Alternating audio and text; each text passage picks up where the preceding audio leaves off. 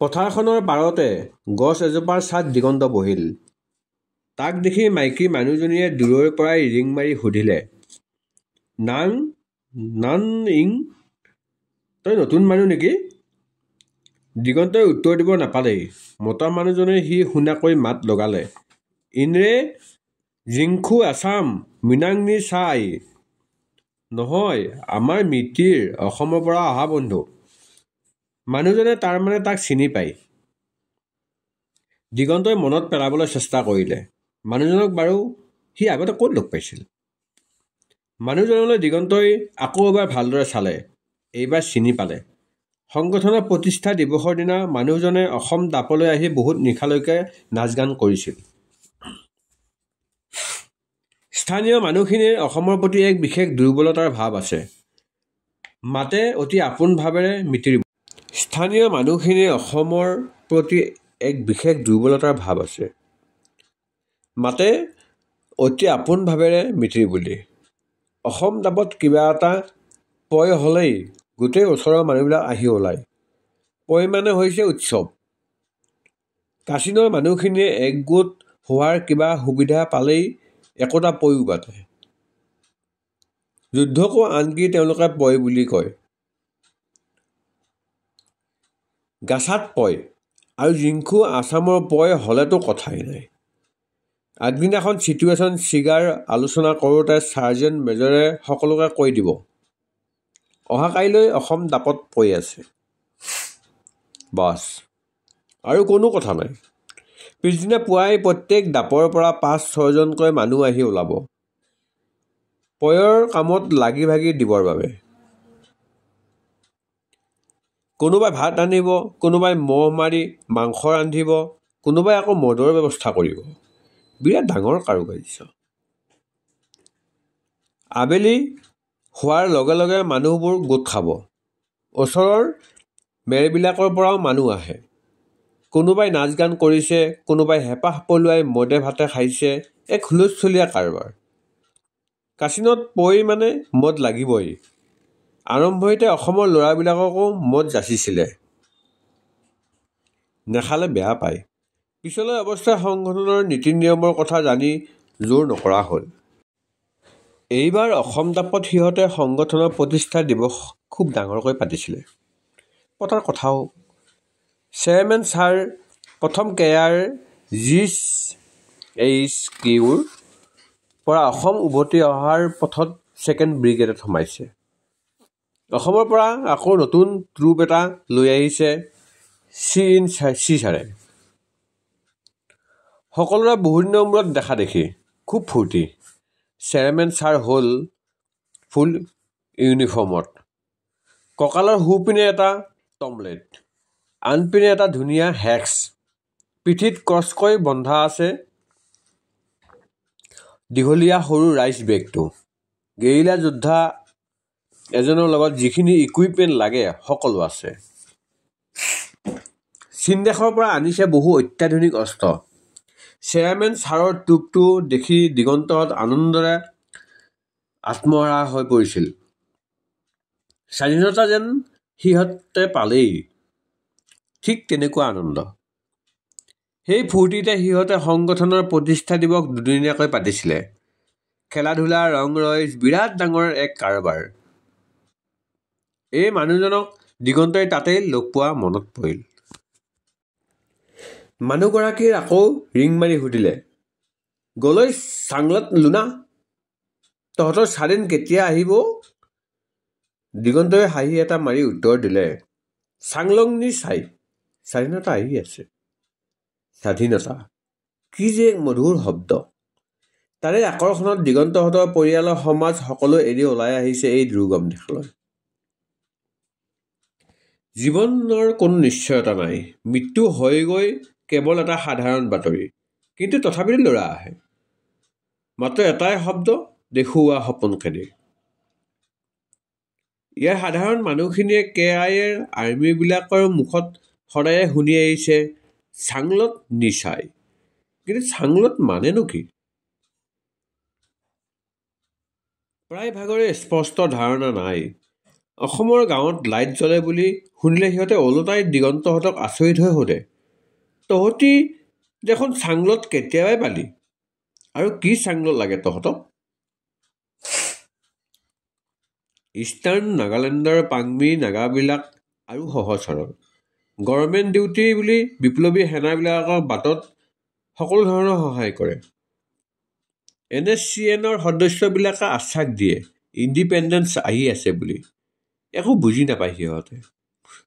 কেতিয়াবা পাংমি গাঁৱত আশ্ৰয় লোৱাৰ সময়ত মানুহবোৰে দিগন্তক সোধে, ষাঠিখান ইণ্ডিপিটিটো কেতিয়া পাব? ইমান চাল লৰাই কৰিছে, চব দিন শুনিয়ে থাকিছে, ইণ্ডিপিটি কেতিয়া আহিব?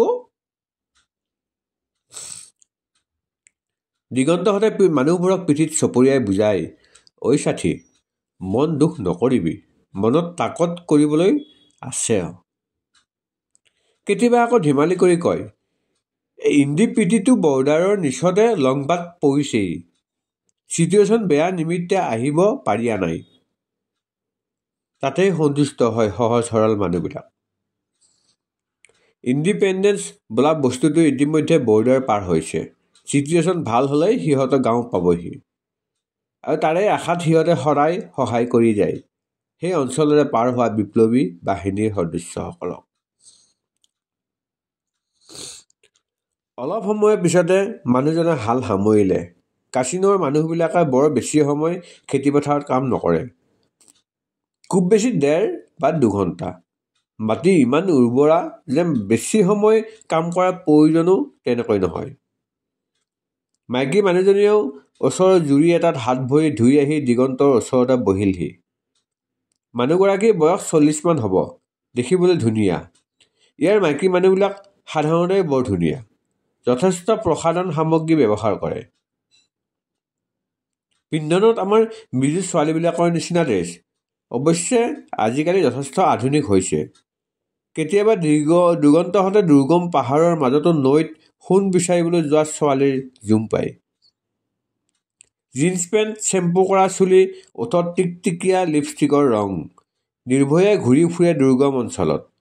জিংকু বুলি চিনি পালে সিহঁতে ভালদৰে মাত লগায়। অসমৰ পৰা অহা ল'ৰাই মাইকী মানুহক বেয়া ব্যৱহাৰ নকৰে বুলি সুনাম আছে। মদ আৰু মাইকী মানুহৰ বিষয়ত দিগন্তহঁতৰ ল'ৰাবিলাকক প্ৰথম দিনাই সতৰ্ক কৰি দিয়ে। অসমৰ ল'ৰাৰ কোনো বদনাম সহ্য কৰা নহ'ব। এবাৰ সংগঠনৰ ল'ৰা এজনে 13 বেটেলিয়ানত হোৱা খুংগ্ৰাং পয়ত ছোৱালী এজনীলৈ অশালীন মন্তব্য কৰাৰ অপৰাধত কঠোৰ শাস্তি বিহা হৈছিল। মাইকী মানুহবিলাকেও সেইকাৰণে অসমৰ পৰা অহা ল'ৰাক ভাল চকুৰে চায়। মাইকী মানুহজনীয়ে বেগৰ পৰা লিপষ্টিক এডাল আৰু সৰু আঁচি এখন উলিয়াই ওঠত ৰং সানিলে। কাচিনৰ বাটে পথে এইটো এটা সাধাৰণ দৃশ্য। অলপ পিছত মতা মানুহজনৰ হাত ভৰি ধুই আহি সিহঁতৰ লগতে বহিল। মাইকী মানুহজনীয়ে আৰ্চিত মূৰ চাই চুলিখিনি ঠিক কৰি দিগন্তক সুধিলে, নাং মি ফাব, তোমাৰ নাম কি? আইং না মিং দিগন্ত, সি উত্তৰ দিলে। মাইকী মানুহজনীয়ে তাৰ নামটো অলপ আচহুৱা যেন পাই মুখত এবাৰ আওৰালে। তাৰপিছত আকৌ সুধিলে, নুমলে চাই, বিয়া কৰাইছানে? দিগন্তই মূৰ জোকাৰিলে, ত চাই, নাই কৰোৱা।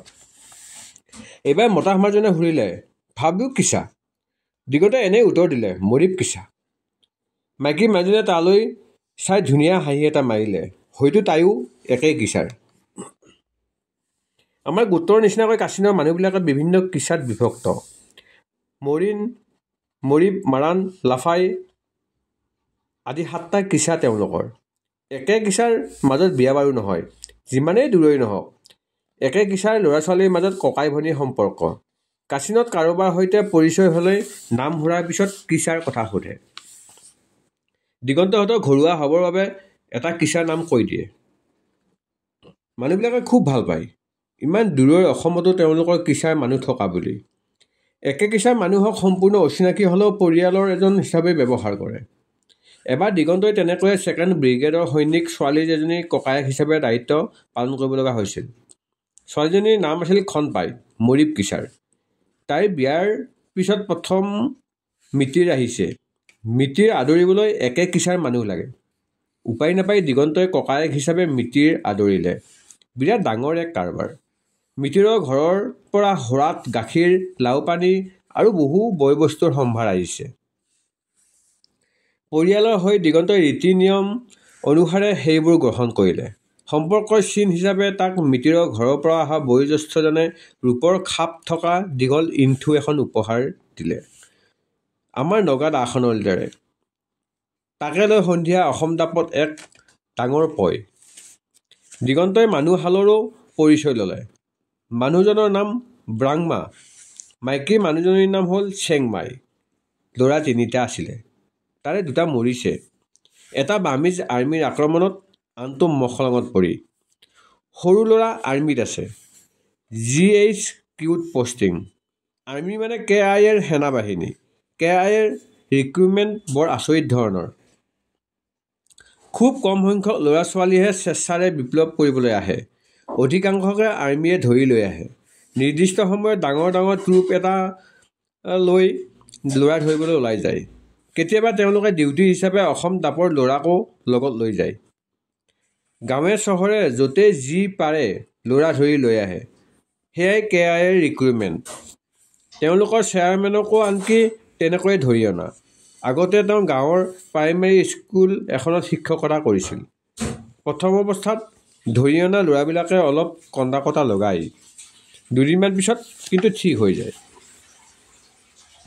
মানুহহালে দিগন্তক সিহঁতৰ ঘৰলৈ মাতিলে। দিগন্তই আপত্তি নকৰিলে। জিংখু অসমৰ ফেনলা বুলিলে স্থানীয় মানুহে খুব আদৰ কৰে। KIAৰ সেনাবিলাকে সাধাৰণতে অলপ ৰুৰ হয়। মাৰ্চত যাওঁতে মেৰবিলাকত সোমাই যাৰ ঘৰত যি পায় কাকো নুসুধাকৈ মহতিয়াই যায়। আটাইবোৰ ঘৰেই যেন নিজৰহে ঘৰ। কেতিয়াবা মদৰ নিচাত মাইকী মানুহকো বেয়া ব্যৱহাৰ কৰে। অসমৰ পৰা অহা ল'ৰাবিলাক কিন্তু কঠোৰ অনুশাসনৰ মাজত থাকে। গাঁৱৰ মানুহক তেনেকৈ ডকা হকা নিদিয়ে। দীঘলীয়া মাৰ্চত গ'লে বাটত ভোক লাগিলেও খুজিহে খায়। আৰু সেইবাবেই ভিতৰুৱা গাঁওবিলাকত অসমৰ ফেনলা বুলি খুব মৰম কৰে। সিহঁতক জিংখু বুলি মাতিলে দিগন্তহঁতে বৰ আনন্দ পায়। আধা ঘণ্টামান পাহাৰীয়া পথেৰে খোজকাঢ়ি তিনিও ব্ৰাংমাহঁতৰ ঘৰ পালেহি। আগে আগে হালোৱা হাতীটো। ব্ৰাংমাহঁতৰ ঘৰটো এটা সৰু টিলাৰ ওপৰত, বাঁহেৰে সজা চাংঘৰ। তেওঁলোকে কয় ইণ্টা বুলি। অলপ দূৰত্বৰ ব্যৱধানত আৰু 4টামান ঘৰ। সেয়াই এখন মেৰে। চেংমাইৰ পিছে পিছে দিগন্তও চাংঘৰটোলৈ উঠি গ'ল। তলত 2টা গৰু বান্ধি থোৱা আছে। ইয়াৰ মানুহবোৰে গৰু অৱশ্যে কামত লগাবৰ বাবে নোপোহে। মাংস হিচাপেহে গৰুৰ ব্যৱহাৰ। কোনোবাই গৰু গাখীৰ খোৱাও দিগন্তহঁতে আজিলৈকে দেখা নাই। গৰু গাখীৰ খালে মখলং বেছিকৈ ওলায় বুলি মানুহখিনিয়ে বিশ্বাস কৰে। চেংমাইয়ে দুৱাৰৰ ডাংপাত খুলি তাত মানৱ দাপলৈ লৈ গ'ল। আমাৰ চৰা ঘৰৰ লেখীয়া। বাঁহৰ ঢাৰি এখন পাৰি তাত বহিবলৈ দিলে। ব্ৰাংমাও আহি তাৰ লগতে বহিল। দিগন্তই মানৱ দাপটো ভালদৰে চালে। একোণত বাঁহেৰে সজা এখন ডাইনিং টেবুল। টেবুলতে বাঁহৰ সৰু চুঙা এটাত ষ্টীলৰ চামুচ 3খন খুব আটোম-টোকাৰিকৈ সজাই থোৱা আছে। ইয়াৰ মানুহৰ বাবে ষ্টীলৰ বাচন খুব দুষ্প্ৰাপ্য। অসমৰ ল'ৰা কিছুমানে লগত অনা ষ্টীলৰ থাল গিলাচবিলাককে তেওঁলোকক খুব আগ্ৰহেৰে দিয়ে। 2nd ব্ৰিগেডলৈ অহাৰ পথত আশ্ৰয় লোৱা গাঁও এখনত গৌতমে তাৰ ষ্টীলৰ গিলাচটো বৃদ্ধা মাইকী এজনীক উপহাৰ দিছিলে। গিলাচটো পাই মাইকী মানুহজনীৰ যে কি ফূৰ্তি, তাই দৌৰি গৈ জীয়েকক গিলাচটো দেখুৱাইছিলে। সন্মুখৰ বেৰখনত আৰ্মী কেপ এটা ওলোমাই থোৱা আছে। ব্ৰাংমাই ক'লে সিহঁতৰ ডাঙৰ পুতেকৰ কেপ। 2 বছৰ আগতে বাৰ্মিজ আৰ্মীৰ আক্ৰমণত ধৰা পৰিছে। বাৰ্মিজ আৰ্মীৰ হাতত পৰিয়ালৰ 2-এজনৰ মৃত্যু হোৱাটো ইয়াত তেনে সাধাৰণ কথা। খুব দুৰ্ধৰ্ষ আৰু পাকৈত বাৰ্মিজ আৰ্মী। পাহাৰীয়া অটব্য অৰণ্যতো সিহঁতৰ তৎপৰতা দেখিলে আচৰিত হ'ব লাগে। সাধাৰণতে কাচিনৰ নগৰবিলাকত বাৰ্মিজ আৰ্মীয়ে ছাউনি পাতে। সুবিধা পালেই সিহঁতে ভিতৰুৱা অঞ্চলৰ থকা KIA কেম্প চুবুৰীয়া মেৰবিলাকত আক্ৰমণ কৰে। KIAও সহজে এৰি দিয়া ভকত নহয়। বাৰ্মিজ আৰ্মীক অলপমান অসতৰ্ক মুহূৰ্ত পালেই এম্বুছ কৰে। দিগন্তহঁতেও কেইবাবাৰো KIAৰ হয় বাৰ্মিজ আৰ্মিৰ লগত যুদ্ধ কৰিছে। এবাৰতো কটমপিহে তাৰ জীৱন ৰক্ষা পৰিছিলে। সেই দিনটোৰ কথা এতিয়াও খুব ভালদৰে মনত আছে। সেইদিনা আগবেলা ট্ৰেইনিং শেষ কৰি দুপৰীয়া সিহঁতে নিজ নিজ কেম্পত জিৰণি লৈ আছে। এঘণ্টা জিৰণিৰ পিছতেই দিগন্তই পলিটিকেল ক্লাছ এটা ল'ব। এনেতে ওচৰৰে মেৰে এখনৰ বুঢ়ী এজনী দৌৰি আহি খবৰ দিলেহি যে বাৰ্মিজ আৰ্মিৰ স্পেচিয়েল কমাণ্ডো ফৰ্চে 2nd ব্ৰিগেডৰ হেড কোৱাৰ্টাৰটো প্ৰায় দুপিনৰ পৰা ঘেৰি পেলাইছে। সিহঁতে প্ৰথমতে বুঢ়ীৰ কথা বিশ্বাস কৰা নাছিল। আগদিনা ছাৰ্জেণ্ট মেজৰৰ অফিচত চিটুৱেশ্যন চিগা আলোচনা কৰোঁতে তেনে কোনো সম্ভাৱ্য আক্ৰমণৰ ইংগিত দিয়া হোৱা নাছিলে। KIAৰ ইণ্টেলিজেঞ্চ সাধাৰণতে খুব শক্তিশালী। বাৰ্মিজ আৰ্মিয়ে কেম্পৰ পৰা মুভ কৰিলেই সিহঁতে মুহূৰ্তৰ ভিতৰতে খবৰ পাই যায়। সেইকাৰণে বুঢ়ীৰ কথা দিগন্তহঁতে প্ৰথমতে ধেমালি বুলিহে লৈছিলে। পিছে সিহঁতৰ ভুল ভাগিবলৈ বৰ বেছি সময় নালাগিল। মৰ্টাৰৰ শব্দ শুনা গ'লেই অসম দাপৰ সন্মুখৰ ফিল্ডখনতে ডাঙৰ মৰ্টাৰ চেল এটা আহি পৰিল। দিগন্তহঁতে বয় বস্তু ইউজি কৰাৰ সুবিধাকে নাপালে। কেম্পৰ কেউপিনে বাৰ্মিজ আৰ্মিৰ গোলাবৰ্ষণ আৰম্ভ হৈছে। সিহঁতে কোনোমতে বন্দুককেইটা লৈ আৰডি দি পলাই পিছপিনৰ পাহাৰখনত লুকাই পৰিল। গোবিনৰ বেমাৰ হৈ বিচনাৰ পৰা উঠিব নোৱাৰা অৱস্থা। মৃণালে তাক বোকোচাত তুলি তেনেকৈয়ে পাহাৰ বগালে।